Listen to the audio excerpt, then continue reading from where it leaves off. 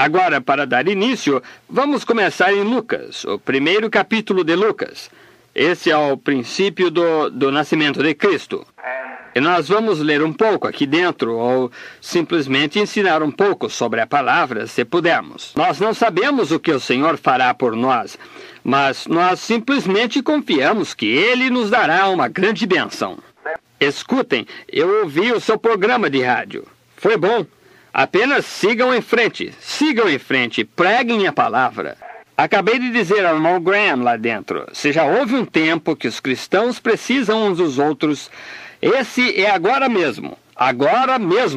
Seja o que for que você faça, deixe tudo de lado, porque eu creio pela graça de Deus.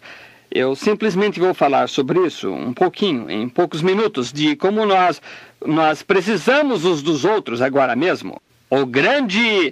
Eu creio que nós estamos encarando... Vocês estão me escutando? Muito bem.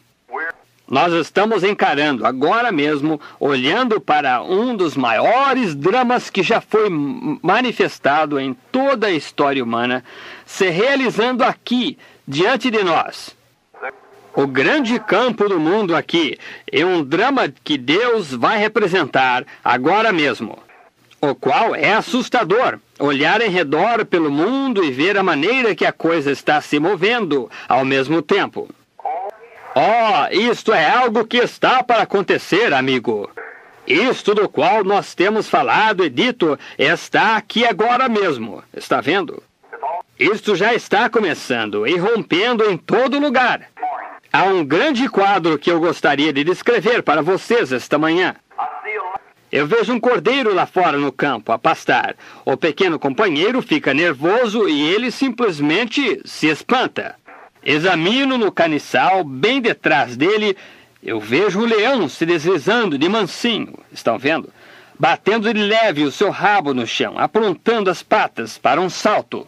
Essa é a igreja, lá fora, no campo. As trevas do comunismo estão se estendendo por todo o mundo, rodeando como uma grande sombra. E esta é a lei do contraste. Considere como que antes do dia, sempre há mais trevas antes do dia, porque o dia está rompendo, empurrando as trevas. E é a lei do contraste, vejam vocês, que causa a hora de mais escuridão antes do dia romper. E nós estamos nessa mesma situação agora. A hora de mais escuridão é pouco antes do dia. As grandes sombras de trevas estão entrando à força para consumar o homem do pecado. Você já notou, precisamente nesta época de Natal, todos os países comunistas estão, em vez de enviarem Cristo na manjedoura, eles enviam pequenos livros de Stalin, colocando a fotografia de Stalin nele. O homem que se levanta contra tudo o que se chama Deus, assim por diante, pegando uma grande porção do mundo nas suas garras. E uma outra coisa, então, que todos estes, isso é para dar cumprimento às Escrituras. E então, outra vez, eu quero que você note uma outra coisa, um dos cumprimentos. Estas pessoas que são formais, nestas igrejas formais, estão se levantando contra o movimento. E a Bíblia disse, eles teriam aparência de piedade, mas negariam a eficácia dela. Dos tais, afasta-te. E eles estão tomando a sua posição firme. O comunismo está tomando a sua posição firme. Louvado seja Deus! O Espírito Santo está tomando a sua posição firme. Sim, quando o inimigo chegar como uma torrente de água, então eu arvorarei bandeira contra ele. Isso mesmo. E a igreja tomou a sua posição firme. Eu quero dizer, a igreja do Espírito Santo. Agora, isso é tudo em que eu estou interessado, amigos. E eu estou aqui. Lá fora eu oro pelos enfermos, mas aqui dentro eu estou interessado numa coisa. E isso é a igreja de Deus nascida de novo. Isso é correto. E é nisso que eu estou interessado, de qualquer maneira. Eu não estou interessado em estatutos, em diáconos e assim por diante, desse jeito, ou ordens de igrejas. Eu estou interessado no batismo do Espírito Santo sobre a igreja, para este dia no qual nós estamos vivendo. Essa é a parte fundamental, e isso é o que nós estamos procurando. Apenas uma palavra de oração agora. Pai Celestial, desce esta manhã entre nós, Concede-o, Senhor, que o Espírito de Deus assuma a direção do culto. Abençoa a obra aqui, Senhor. Abençoa o nosso irmão, o irmão Graham. Deus, dá-lhe palavras de sabedoria esta noite no programa de rádio, que ele possa sacudir o povo por pregar a palavra. Concede-o, Senhor. E que pecadores chorem, se ajoelhem nos seus quartos e deem os seus corações a Cristo. Se houver alguns incrédulos aqui esta manhã, ou alguns que não têm aceitado a Cristo, que eles venham também. Agora, dá começo a um reavivamento nos corações das pessoas esta manhã, Senhor. Que este seja um tempo de renovação, um tempo quando o Espírito será renovado. Ó Pai, nós suplicamos isto desta maneira. Vem nos tomar pela mão cada um de nós. Desce-nos por esta senda aqui. Mostra-nos este grande quadro que está colocado em ordem aqui, revelando os teus segredos aos corações dos santos esta manhã, que nós possamos ver o que está aqui fora, bem diante de nós. Enquanto nós descemos então, Senhor, na armadura de Deus, que possamos ir como soldados corajosos para encarar o inimigo. Porém, como poderíamos encará-lo a menos que nós soubéssemos as técnicas dele?